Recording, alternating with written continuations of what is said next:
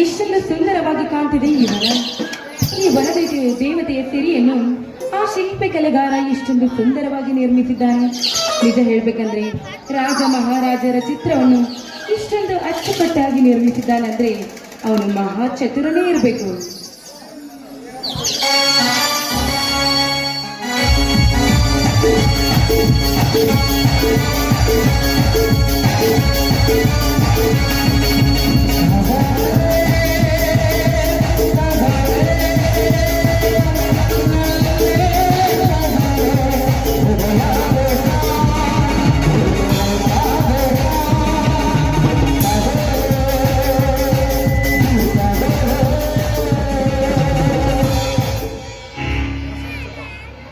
ವಾಹ್, ಈಗಾವಲ ಸಂತ ಮಾಸದ ಕೋಗಿಲೆ ಎಷ್ಟೊಂದು ಕುಹು ಕುಹು ಎಂದು ಹಾಡುತ್ತಿದೆಯಲ್ಲ.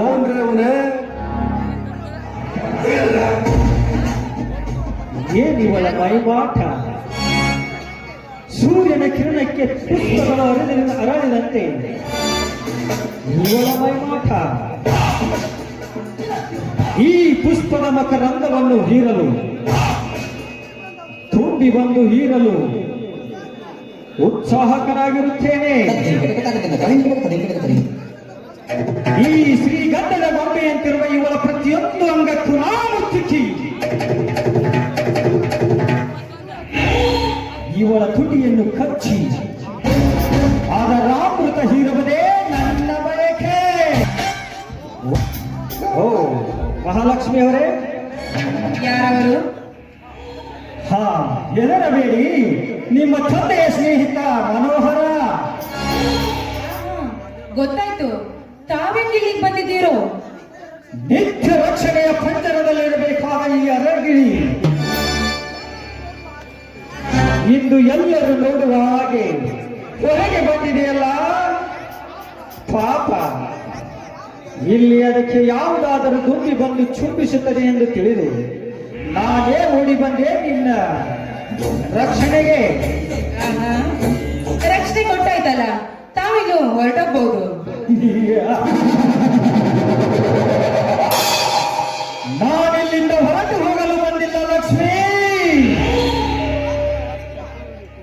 ಬಹಳ ದಿನಗಳಿಂದ ನಿನ್ನನ್ನು ನನ್ನ ಮನಸ್ಸಿನಲ್ಲಿ ಇಟ್ಟುಕೊಂಡು ನಿನ್ನ ಕೊರಳಿಗೆ ತಾಳಿಯನ್ನು ಕಟ್ಟಿ ನಿನ್ನನ್ನು ನನ್ನ ಬಾಳ ಸಂಗಾತಿಯನ್ನು ಮಾಡಿಕೊಳ್ಳಲು ಬಂದಿರುವೆ. ಏನೋ ಮೂರ್ಖ, ನಾನ್ಯಾರೋ ಗೊತ್ತಾ? ಈ ಊರ ಕೋಟ್ಯಾಧೀಶ್ವರ ಎಂ.ಎಲ್.ಎ ವೀರ್ಗೌಡನ ತಂಗಿ ನಾನು. ನನಗೆ ತಾಳಿ ಕಟ್ತೀಯ? ನಿನಗೆಲ್ಲ ಬುದ್ಧಿ ಭ್ರಮೆ ಆಗಿದೆ ಅನ್ಸುತ್ತೆ. ಭ್ರಮೆಯ?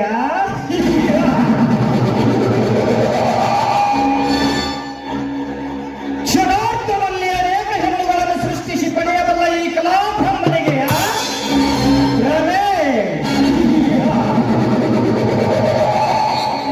ಏ ಲಕ್ಷ್ಮಿ,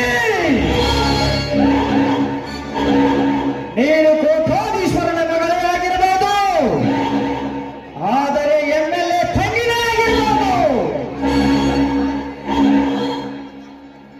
ಆದರೆ ಈ ನನ್ನ ಕಾಮದ ಪ್ರೇಮದ ಕಟ್ಟಳೆ ಕಾಯಕಕ್ಕೆ ನೀನು ಯಾವ ಸಮವಲ್ಲ. ಸುಮ್ಮನೆ ವಿಮುಖರಾಗದೆ ನೀನು ನಾನಿನ್ನ ಸತಿ ಎಂದು ಒಪ್ಪಿಕೊಳ್ಳು. ಕಟ್ಟಿ ಬಿಡುವೆ ಈ ನಿನ್ನ ಕೊರವಿನಿಯ ಸಲವನ್ನು. ಅದು ಸಾಧ್ಯವೇ ಇಲ್ಲ ಅಂತ ತಿಳಿದುಕೋ ನೀನು. ಮೊದಲು ಪ್ರೇಮ ಭಾವನೆ ಇಲ್ಲದ ಮದುವೆ ಮತನಕ್ಕೆ ಸಮ. ಒಪ್ಪಿಗೆಯನ್ನು ಅಪ್ಪಿ ನಡೆಯುವ ಸಂಸಾರ ತೂತು ಬಿದ್ದ ಧೋಣಿಗೆ ಸಮಾನ. ಮಿಸ್ಟರ್ ಮನೋಹರ್, ಅಷ್ಟಕ್ಕೂ ನೀ ಕಟ್ಟುವ ತಾಳಿ ನನಗೆ ನೇಣು ಹಗ್ಗಕ್ಕೆ ಸಮ. ಅದು ನಾನು ತಾಳಿ ಕಟ್ಟುವುದು ನೇಣು ಹಗ್ಗಕ್ಕೆ ಸಮಾನವೇ?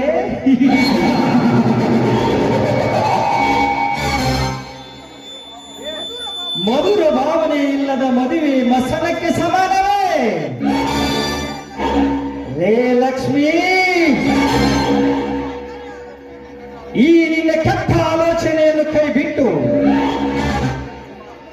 ಈ ನಿನ್ನ ಭ್ರಮೆ ಎಂಬ ನಿದ್ರೆಯಿಂದ ಹೊರಗೆ ಬಾ. ಈ ನಿನ್ನ ಸದ್ಭಾವನೆಯನ್ನು ತುಂಬಿಕೊಂಡಿರುವ ಈ ಚಲುವ ಚಂದಿಗರನ್ನು ಕೈ ಹಿಡಿಯಲು ಬಾ. ನನ್ನ ಹೃದಯಂಗಳದಲ್ಲಿ ಚುಕ್ಕಿಯಾಗುಬಾರೆ ಬಾ. ದೂರ ನಿಂತು ಮಾತನಾಡು ದುರಾತ್ಮ. ಹೆಣ್ಣೆಂಬುದು ಭೂಗತನದ ವಸ್ತು ಅಂತ ತಿಳಿದುಕೊಂಡ್ರೆ ನಿನ್ನ ಕರಗಳನ್ನು ಕೊಯ್ಯುವ ದೊರ್ಗೆ ನಾಳಾಗಬೇಕಾದ್ರೆ ನನಗೆ ಎಚ್ಚರ. ಅದು ಈ ವೀರ ಪುರುಷನಿಗೆ ಎಚ್ಚರ ಹೇಳುವೆಯ ಹೆಣ್ಣೆ. ಈ ನಿನ್ನ ಈ ದುರ್ಗಾಶಕ್ತಿಯ ಕಥೆಯನ್ನು ಕೇಳು. ಸುರ ಸುಂದರಾಂಗ ಇದ್ದಂತ ಗಂಡನಿದ್ದರು ತನ್ನನ್ನು ಮರೆಮಾಚಿ ತನ್ನ ಸುಖವನ್ನು ಪಡೆದುಕೊಂಡು ಆದರದ ಹೆಣ್ಣುಗಳಿಷ್ಟಿಲ್ಲ ಈ ನಿನ್ನ ನೆಲದಲ್ಲಿ. ಮದುವೆಯ ಮುಂಚೆ ಗರ್ಭ ಧರಿಸಿ ಮತ್ತೊಬ್ಬರ ಮದುವೆಯಾಗಿ ನಾನೇ ಮಹಾಭಾರತಿ ಎಂದು ಹೇಳುವ ಹೆಣ್ಣುಗಳಷ್ಟಿಲ್ಲ ಈ ನಿನ್ನ ಸಮಾಜದಲ್ಲಿ. ಈಗ ನೀನು ನನ್ನ ಮಾತು ಮೀರಿದರೆ ನೀನು ಶೀಲಗೆಟ್ಟ ಹೆಣ್ಣೆಂದು ಬಿಡುವೆ. ನೀನು ಎಚ್ಚರ. ಅಂದ್ರೆ ಇದುವೇ ನಿನ್ನ ನಿರ್ಧಾರವೇ? ನಿರ್ಧಾರ ಎಂದು ಕೇಳ್ತಿದೆಯಲ್ಲ ಲಕ್ಷ್ಮಿ. ಎಂದು ನಿಮ್ಮ ತಂದೆಯ ಫ್ಯಾಕ್ಟರಿಯಲ್ಲಿ ಎಫ್ಡಿಯಾಗಿ ಬಂದಿದ್ದೇನೋ ಅಂದೇ ನಿನ್ನನ್ನು ನನ್ನ ಮನಸ್ಸಿನಲ್ಲಿ ಇಟ್ಟುಕೊಂಡೆ.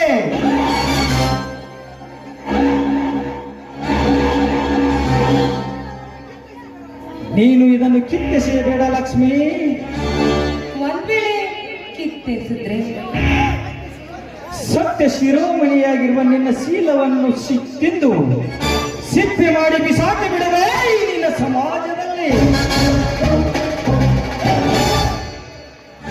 ಹುಚ್ಚ, ಈ ನಿನ್ನ ಕಠೋರ ಮಾತಿಗೆ ಹೆದರಿ ನನ್ನ ಶೀಲದ ಪಾವಿತ್ರತೆಯನ್ನು ಹಾಳು ಮಾಡಿಕೊಳ್ಳುವ ಕಚ್ಚಪುರದಲ್ಲಿ ಹುಟ್ಟಿಲ್ಲ ಕಣೋ ನಾನು. ನಿಜವಾಗ್ಲೂ ನೀನು ಗಂಟೆ ಆಗಿದ್ರೆ ಗಂಟಾಗಿ ಮುಂದೆ. ನನ್ನ ಗಂಡಸ್ತನಕ್ಕೆ ಸವಾಲು ಹಾಕುವೆ.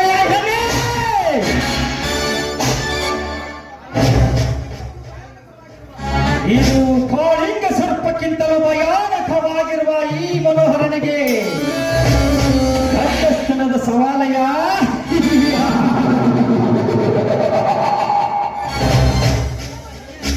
ಪ್ರೇಮ ದಂಟೆಗಾಗಿ ಸೊಂಟದ ಗಂಟನ್ನೇ ಬಿಚ್ಚಿ ಈ ಗರ್ಭ ಧರಿಸುವ ಹೆಣ್ಣು ನೀನು. ಈ ಹೆಣ್ಣಿಗೆ ಗರ್ಭಧಾರಣೆ ಮಾಡುವ ಈ ವೀರಾದಿ ವೀರನಿಗೆ ಸವಾಲ್ ಹಾಕುವೆಯಾ?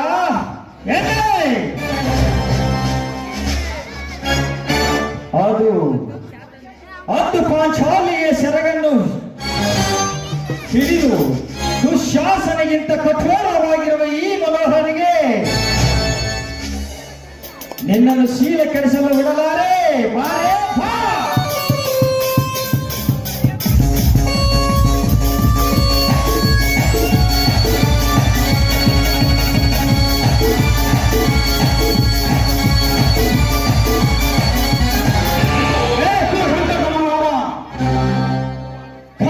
ಹುಡುಗಿಯನ್ನು ನನ್ನ ಈ ಸವಾಲಿನಲ್ಲಿ ಜವಾಬ್ ನುಡಿಯಲು ಬಂದಿರುವವನು ನೀನ್ಯಾರಲೇ? ನಾನ್ಯಾರು?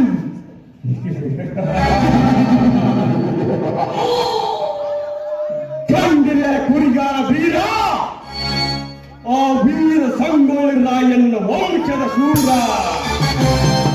ಏ ವೀರ, ಸತ್ತು ಹೋದವರ ಹೆಸರನ್ನು ಹೇಳಿ ಚದರಿಸಿಕೊಳ್ಳಬೇಡ ನಿನ್ನ ಸೂರತನವನ್ನು.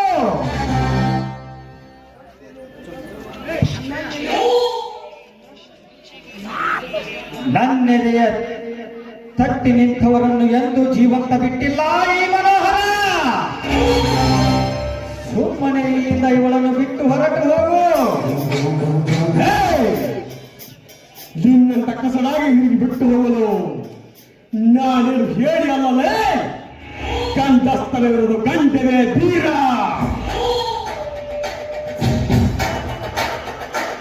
ಚೆನ್ನೆಂದರೆ ಬಜಾರದ ಸಿಗುವ ಹಂಡಲ್ಲ, ಚೆನ್ನೆಂದರೆ ನಮ್ಮ ಕರ್ನಾಟಕದ ಬಾವುಟ. ಆ ಬಾವುಟ ಮುಟ್ಟಿದರೆ ಬಿಡಲ್ಲ, ಇನ್ನು ಈ ಹೆಣ್ಣನ್ನು ಬಿಟ್ಟು ಹೋಗ್ತೀನ. ಬಾರ್ಲೇ ಕಾಣಿಸಾಗಿ ಮುಂದಕ್ಕೆ. ಬೇಡ ಬೀರ, ಬೇಡ. ನಾ ಮುಟ್ಟಿದರೆ ಸಾಯುವ ನೀನು.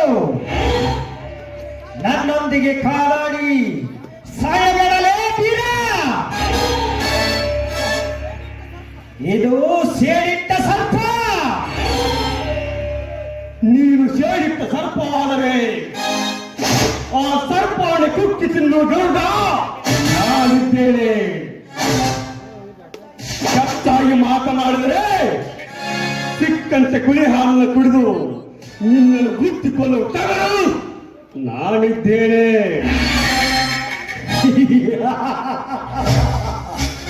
ತಗರುವ ಬೀರ,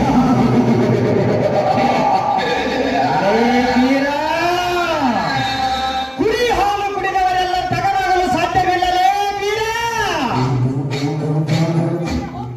ಇದೊಂದು ಸಮಯ ಹೋಗಲಿ, ಮುಂದೆ ನೋಡು ಈ ಮನೋಹರನ ಕಪಟ ನಾಟಕದ ಸನ್ನಿವೇಶ. ಬರ್ತೀನಿ.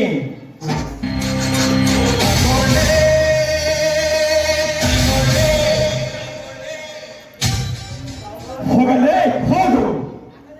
ಇಂಥವಕ್ಕೆಲ್ಲ ಹೆದರುವ ಗಂಡಲ್ಲ ಈ ಗಂಡಿದೆಯ ಬೀರ.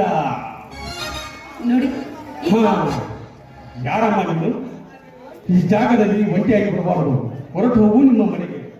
ನೋಡಿ, ಈ ಕಾಮಕನ ಕೈಯಿಂದ ನನ್ನನ್ನು ಪಾರು ಮಾಡಿದ್ದಕ್ಕೆ ನಿಮಗೆ ಶರಣಾರ್ಥಿ. ಇರಲಿ ಇರಲಿ. ಪಂಚರದ ಅರಗಿಗೆ ಈ ಪರಿಸ್ಥಿತಿ. ನೋಡಿ, ದಯವಿಟ್ಟು ಈ ರೀತಿ ಮಾತನಾಡಬೇಡಿ. ಈ ನಿಮ್ಮ ಧೈರ್ಯ ಸಾಹಸಕ್ಕೆ ನನ್ನ ಮನಸ್ಸು ನನ್ನನ್ನು ಬಿಟ್ಟು ನಿಮ್ಮನ್ನು ಸೇರಿದೆ. ಅಂದ್ರೆ ನಾನು ನಿಮ್ಮ ಬಾಳ ಸಂಗತಿ ಆಗ್ಬೇಕೆಂಬುದೇ ನನ್ನ ಆಸೆಯಾಗಿದೆ. ನಿಮ್ಮ ಕಾಲು ಬಿದ್ದು ಬೇಡ್ಕೋತೀನಿ, ದಯವಿಟ್ಟು ಇಲ್ಲ ಅಂತ ಮಾತ್ರ ಹೇಳಿ. ಗೆದ್ದೆಯಮ್ಮ, ಎಂತ ನಿರ್ಧಾರ ನಿನ್ನದು. ನಿನ್ನ ಅಣ್ಣ ಮೊದಲೇ ನನಗೆ ಬದ್ಧವೇರಿವಿ. ಅದರಲ್ಲೂ ನೀನು ತುಂಬಾ ಶಾಲೆ ಕಲಿತವಳು. ನಾನು ಶಾಲೆ ಕಲಿಯದ ಶತದಡ್ಡ, ಅದರನ್ನು ಕಪ್ಪಟ್ಟು ಅಂದಾಗ ನನಗೆ ನಿನಗೆ ಎಲ್ಲಿರೋ ಸಂಬಂಧ? ಇನ್ ತೆಗೆದುಕೋ ನಿನ್ನ ಮಾತನ್ನ. ನೋಡಿ, ಪ್ರೀತಿಯಲ್ಲಿ ಬಡವ ಶ್ರೀಮಂತ ಅನ್ನೋ ಮನವರ್ಕಿಲ್ಲ. ಶ್ರೀಮಂತರಾದ್ರೇನು, ಶಾಲೆ ಕಲಿತರಾದ್ರೇನು, ನಾನು ನಿಮ್ಮನ್ನು ಮನಸಾರೆ ಪ್ರೀತಿ ಮಾಡ್ತಿದ್ದೀನಿ. ಅಂದಮೇಲೆ ನಿಮ್ಮ ಕುರಿ ಮರಿಗಳನ್ನು ಕಾಯುವ ಕುರಿಗಾರನ ರಾಣಿ ನಾನಾಗುತ್ತೇನೆ. ದಯವಿಟ್ಟು ನನ್ನ ಪ್ರೀತಿಗೆ ತಿರಸ್ಕರಿಸಬೇಡಿ. ದಯವಿಟ್ಟು ನನ್ನ ಕೈ ಬಿಡೋದಿಲ್ಲ ತಾನೇ ನೀವು? ಆಣೆ ಬಿಟ್ಟಿಯ? ಅಯ್ಯೋ ಮಾರುತೇಶ, ಏನು ಮಾಡ್ಲಪ್ಪ? ಈ ವಿಷಯ ನನ್ನ ಅಣ್ಣನಿಗೆ ಏನು ಹೇಳಲಿ? ಇದೊಳ್ಳೆ ಆ ಕವಿರಾತ್ನ ಕಾಳಿದಾಸನ ಕಥೆ ಆಯ್ತಲ್ಲ. ಅಲ್ಲ, ನಿಮ್ಗೆ ಯಾಕೆ ಇದು ಗೊತ್ತೇ ಇಲ್ವಾ? ನೋಡಿ, ಹಿಂದೆ ಕವಿರತ್ನನನ್ನು ಕಾಳಿದಾಸನನ್ನಾಗಿ ಮಾಡಿದ್ರೆ ಅವನ ಹೆಂಡತಿ.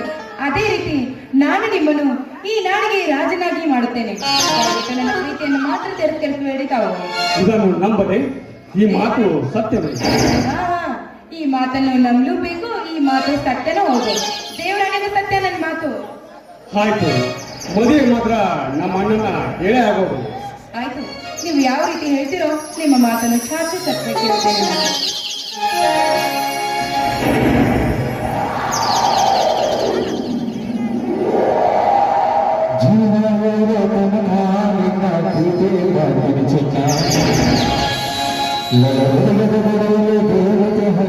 ಪೂಜೆ ಮಾಡ್ತೀನಿ ನಿನ್ನ ನನಗಾಗಿಯೇ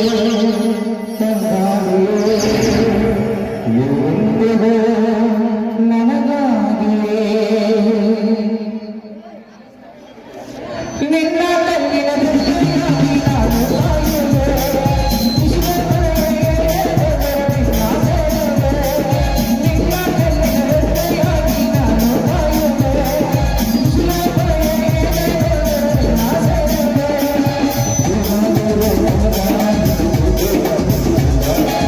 Thank you.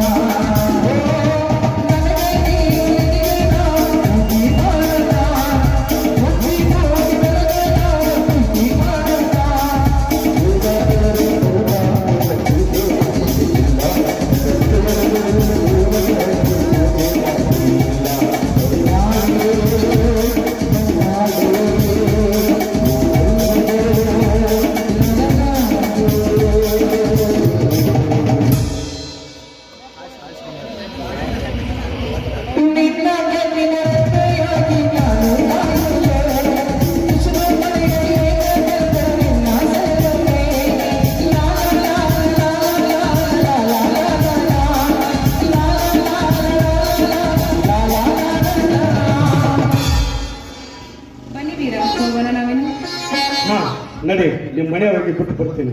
ಹಾ ಬನ್ನಿ ಬನ್ನಿ ಹೋಗೋಣ.